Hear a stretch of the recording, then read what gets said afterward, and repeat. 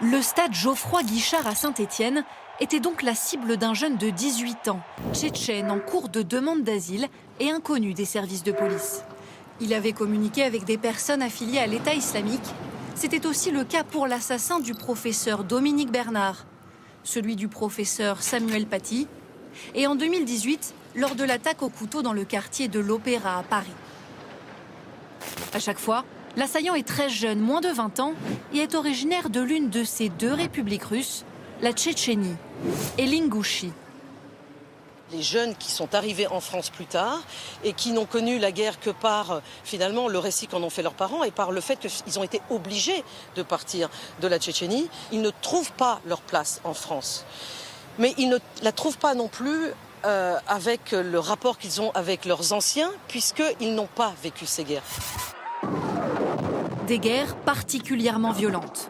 En 1991, la Tchétchénie déclare son indépendance. S'ensuit 2 guerres contre les forces russes, des dizaines de milliers de morts et un exil massif vers l'Europe. Dans le même temps, la petite République russe, musulmane conservatrice, adhère à un islam de plus en plus radical. De nos jours, entre 60 et 75 000 Tchétchènes vivraient en France. En 2018, après l'attentat du quartier de l'Opéra, ils étaient nombreux dans la rue à se mobiliser contre le terrorisme. Chamil Albakov était en tête de cortège.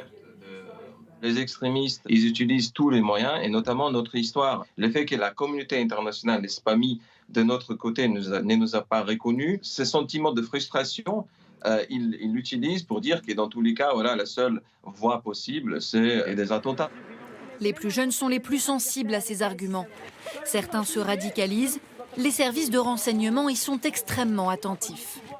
On sent bien que dans des populations qui ont beaucoup subi et qui sont en situation de déracinement, l'enjeu de la manipulation est plus grand et donc on y est plus attentif, mais ça a été valable dans les années 90 au moment de la guerre civile algérienne.